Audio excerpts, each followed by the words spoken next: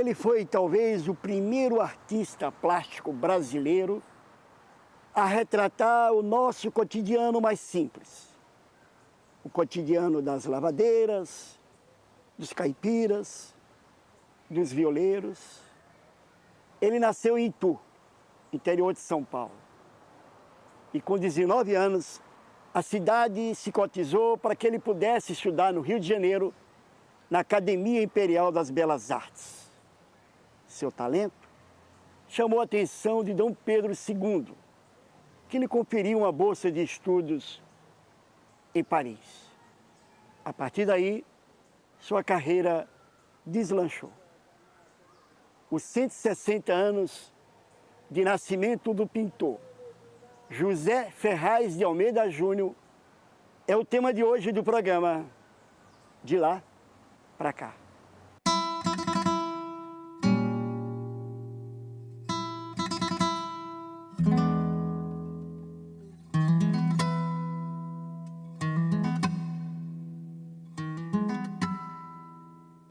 Almeida Júnior nasce em Itu, vai para o Rio de Janeiro, depois volta para Itu, vai para Paris e finalmente se instala na capital paulista.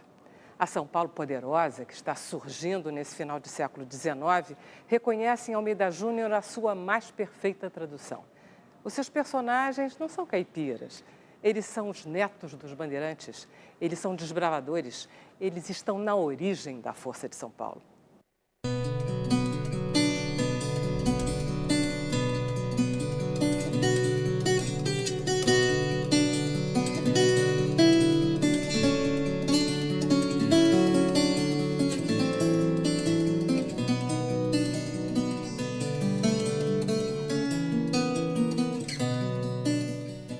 Vera Beatriz Siqueira é professora da História da Arte da Universidade do Estado do Rio de Janeiro. Tudo bem? Tudo bom? Tudo certinho? Tudo, e você? Vera, quem foi Almeida Júnior? Bom, Almeida Júnior foi um pintor de formação acadêmica, né? Mas ele era de Itu, no interior de São Paulo, e apesar da formação acadêmica, apesar até de alguns convites para permanecer na academia, ele retorna a São Paulo e se estabelece em São Paulo. Então, ele acabou se tornando assim, um pintor muito ligado, né, à cidade de São Paulo, às tradições paulistas, ao mundo de São Paulo. E foi um grande nome que depois, quer dizer, já na época dele, ele recebeu várias críticas, depois no período do modernismo ele também foi muito elogiado e recentemente ele sofreu uma grande reavaliação crítica assim, do papel dele na nossa história da arte.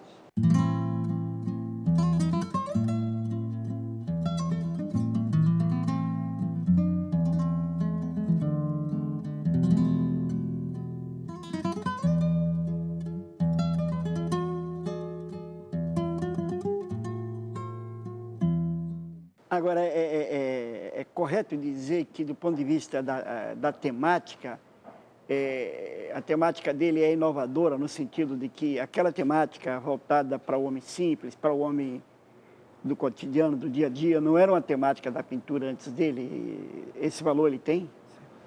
Eu acredito que sim, eu acredito que ele tem esse valor. Não apenas numa incorporação de uma certa temática, mas também em desenvolver uma determinada forma de pintar aquela temática, né? Porque outros artistas contemporâneos dele, não só aqui no Brasil, mas artistas, sei lá, de Portugal, da Espanha, da Hungria, né? De países que seriam, digamos, periféricos, né? Nesse sistema artístico, né? Internacional, eles incorporam cenas rurais, camponesas, etc. Mas o que eu acho que o que ele desenvolve, né, o Almeida Júnior desenvolve particularmente, é uma maneira muito singela, muito simples e muito afetiva, né, de representar essa realidade simples, rude, né, do caipira. E, ao mesmo tempo, uma coisa, porque os caipiras dele eles não estão realizando, assim, eles não estão trabalhando, ceifando, colhendo, né, eles não estão fazendo isso propriamente, eles estão em momentos assim, até de recolhimento, sabe? Momentos em que eles estão meio ensimesmados, né? Um está pitando, o outro está picando fumo, o outro está interrompendo uma amolação de faca, dando um tchauzinho, sabe assim? Então, são cenas muito particulares e que ele cria uma pintura muito interessante, né? Para representar isso.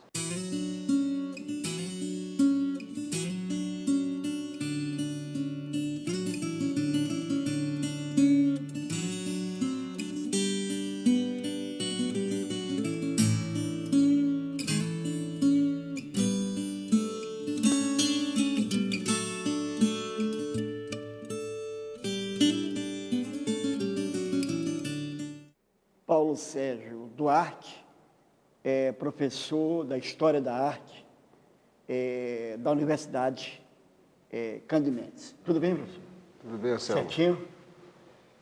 Professor, fale um pouco da importância de Almeida Júnior no contexto da arte brasileira, por favor. A importância dele é que boa parte dos artistas da segunda metade do século XIX no Brasil viviam com a cabeça na Europa e os pés no Brasil. Ele ficou de corpo inteiro no Brasil. Então sua arte está sentada na terra de uma forma muito explícita e muito característica. O Almeida Júnior, ele realmente foca na temática brasileira, não é isso? As motivações. Fala um pouco os temas, dos trabalhos dele. Os temas são muito importantes na arte dessa época, né? A questão do tema.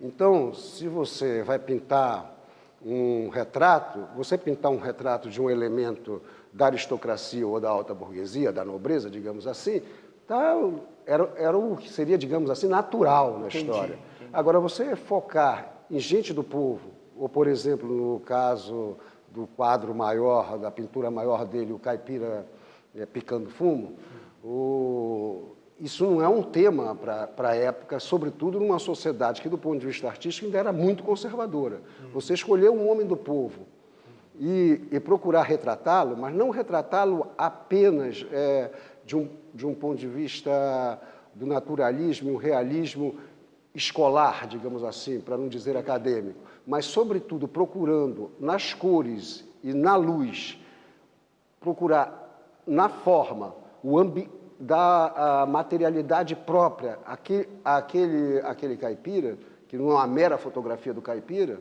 isso é uma novidade.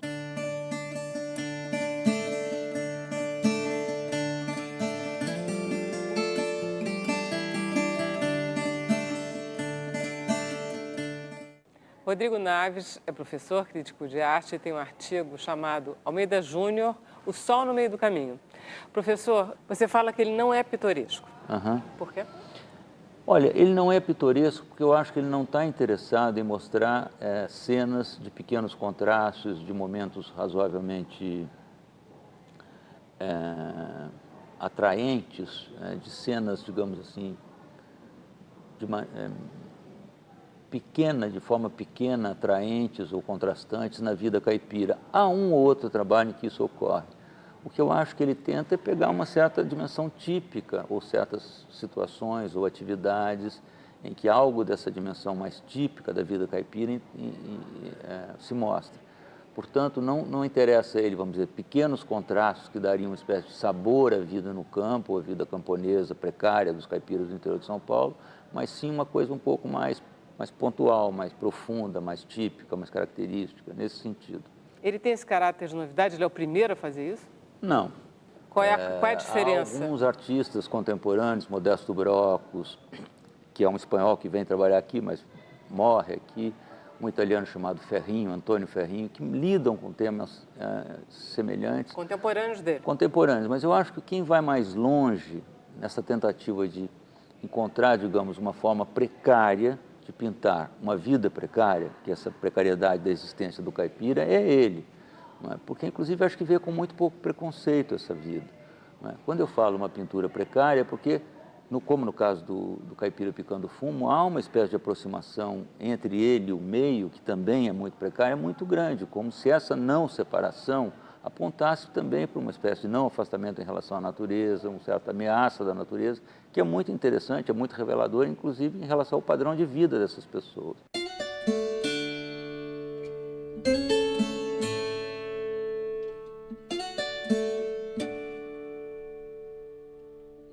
Tadeu Chiarelli é diretor do Museu de Arte Contemporânea da USP e ele é professor e crítico de arte. Professor, eu reparei que o Almeida Júnior tem quadros muito grandes, eu não sei se a maioria deles é assim. Por quê? Olha, tem um dado que é interessante, a gente tem uma visão muito romântica do Almeida Júnior, né? E é um pintor extraordinário, mas algumas dessas grandes pinturas do Almeida Júnior, elas foram primeiro pintadas em tamanho menor, porque faziam parte de coleções particulares de alguns colecionadores de São Paulo no início do final do século XIX. E aí, quando perceberam que essas obras elas tinham imagens que podiam falar sobre São Paulo, sobre o povo paulista e tal, elas foram refeitas em tamanho maior. Então, Caipira Picando Fumo, que é uma obra emblemática dele, elas têm sempre uma primeira versão, que eram versões que eram consumidas por esses colecionadores, o que demonstra que existia um projeto efetivo, né, de constituição de um imaginário paulista, sobretudo para ficar no Museu do Ipiranga. Enfim, então tem uma dinâmica aí que responde a demandas de um circuito paulistano, que não é apenas artístico, é literário, é econômico, que depois vai chegar nessa tomada do poder econômico por São Paulo, né?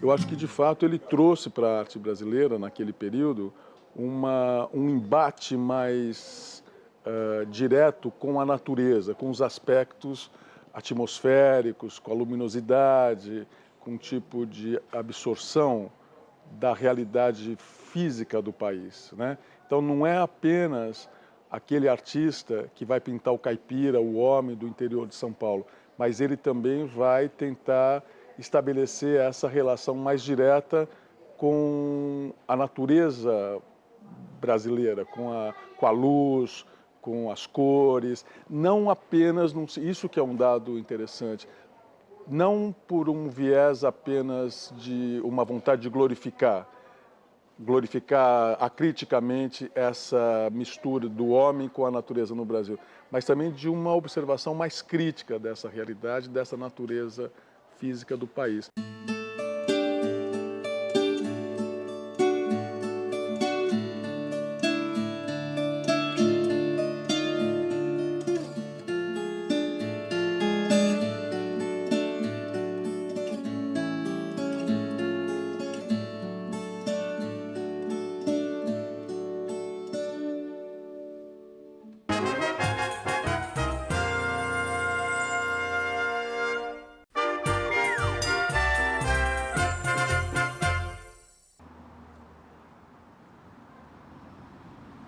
Isso aqui é muito bonito, muito, muito bonito. Foi uma boa ideia, né? Eles preservarem a fachada da Academia Imperial de Belas Artes, não é isso? Isso. É aqui no Jardim Botânico.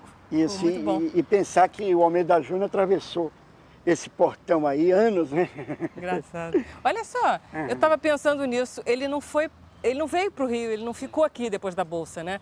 Ele foi para São Paulo, ele se estabelece em São Paulo. Pois é curioso isso, né? Eu acho que tem a ver um pouco com o trabalho dele, né? Porque naquela época os artistas faziam quadros enormes, quadros exatamente para palácios, quer dizer, ou seja, quadros... aquela Independência, Vitor Meirelles... Isso, que foi até professor dele. Então eram quadros assim para o governo, para palácios, né?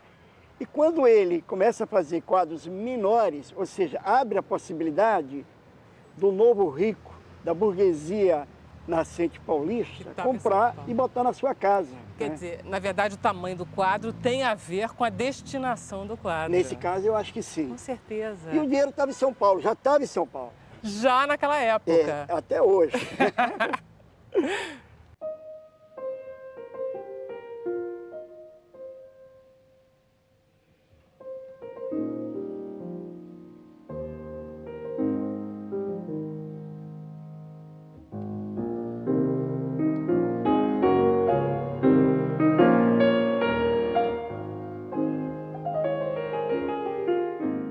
O que ele vai encontrar em Paris? Olha, ele já vai praticamente inscrito para a Academia Real de Belas Artes, Academia de Belas Artes de Paris.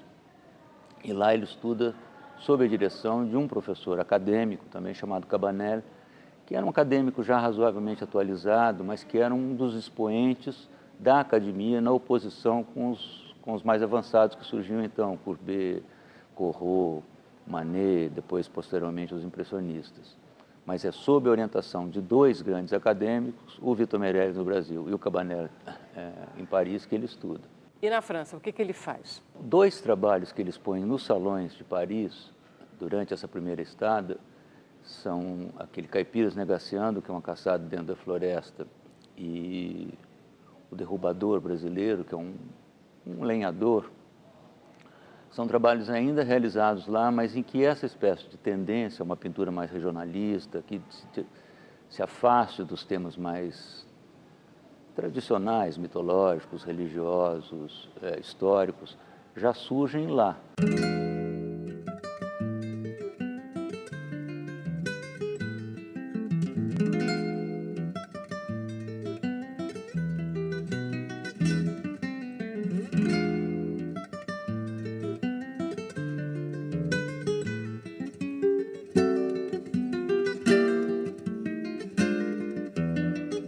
Esse período dele, que ele voltou para São Paulo, ele é paulista, esse período dele, ele encontra uma sociedade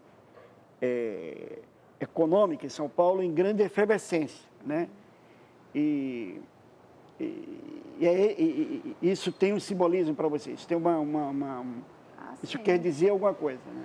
Porque, na verdade, essa burguesia do café também, quer dizer, não era só o Almeida Júnior sozinho construindo, por exemplo, a figura do caipira, né? Existia todo um mundo intelectual, cultural, né?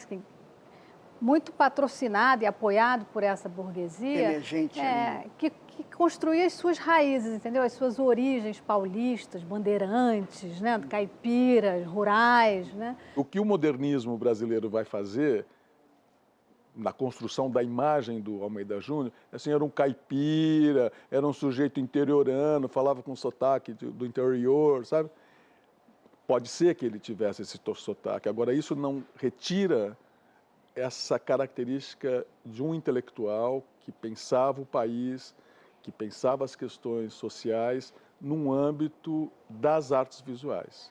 Entendeu? Quer dizer, é um sujeito extremamente sofisticado. Me parece que essa versão do matuto, né, do sujeito puro que vai para Paris e não se contamina, isso é um mito modernista que eu acho que vem aos poucos com esses estudos que estão começando a emergir, estão começando a fazer a revisão.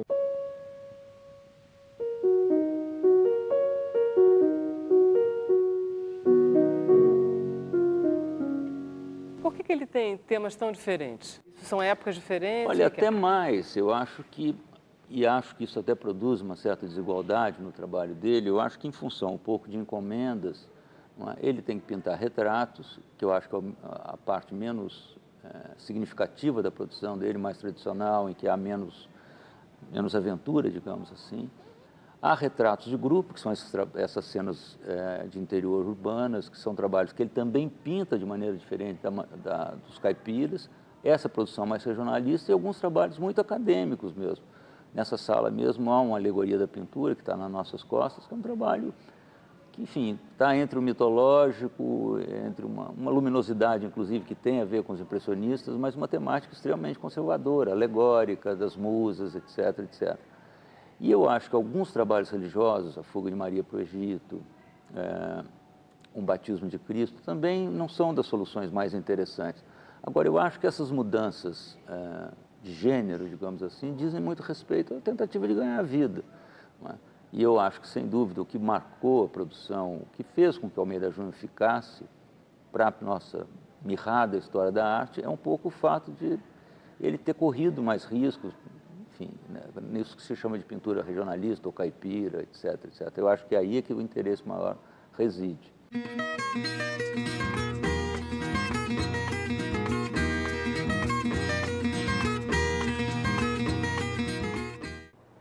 Ô Vera, fala um pouco dos quadros em si, tanto do aspecto da luminosidade e até mesmo o tamanho, né? O tamanho desses quadros. Né? Bom, a questão da luz em Almeida Júnior é um tema bastante polêmico, inclusive, entre vários críticos e historiadores, né? Porque já se disse que ele não faz...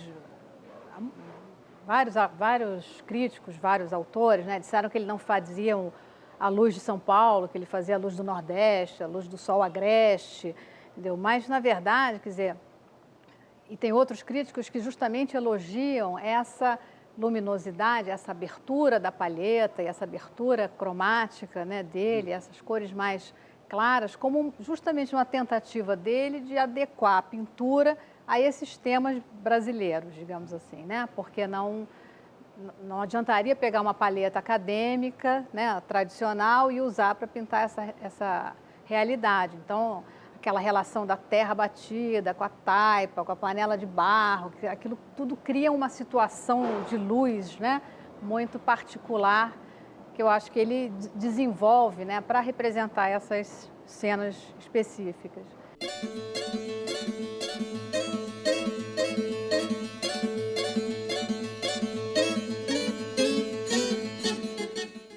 Em que momento que você vê a fotografia na obra dele? Eu acho, por exemplo, Caipira Picando Fumo é um exemplo muito, me parece visível que ali tem um olhar fotográfico, vamos dizer. Por quê?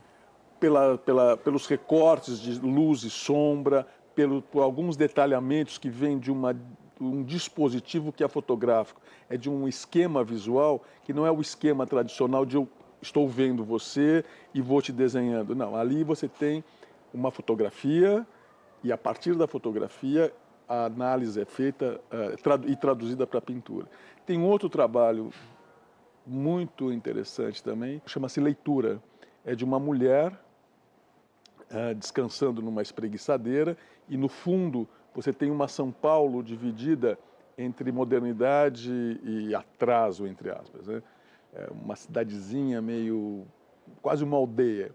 Se você for estudar, e tem gente estudando, a construção daquele quadro, aquilo lá está estruturado a partir de certas vertentes levantadas por Manet, por Degas, ou seja, ele está trazendo um olhar que está influenciado pela fotografia, que está influenciado eu digo positivamente. Então, é uma pintura extremamente moderna, embora ela aparente ser uma pintura acadêmica, que seria uma bobagem dizer que ela de fato é acadêmica.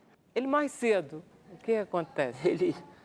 Parece que esse dandismo dele não se resumia a essa espécie de carinho pela imagem de caipira dele mesmo, mas também por uma relação libertina, digamos, com as moças. E ele namorava uma prima que era casada e, pelo jeito, o marido não achou graça. E um dia, quando ele está saindo de um hotel chamado Hotel Central, eu acho que em Piracicaba, o marido dessa amante dele, da prima, o esfaqueia. Ele é morto apunhalado, morre com 49 anos. Então também é bom que se considere isso. É um homem com uma produção, um homem que não é longevo, não é? Quer dizer...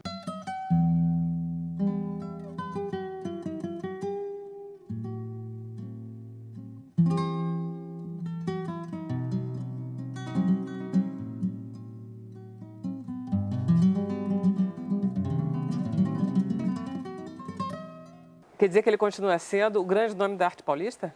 É muito gozado, porque eu acho o seguinte, como eu falei, o grande parâmetro de artista brasileiro para o Monteiro Lobato era Almeida Júnior, para o Mário de Andrade, Almeida Júnior. Se você pega Portinari, que também é um artista de Brodowski, do interior de São Paulo, portanto, ele diz no início da carreira dele, eu quero ser o novo Almeida Júnior, entendeu? Então, você imagina o que significava para o imaginário brasileiro na primeira metade do século passado, a figura do Almeida Júnior.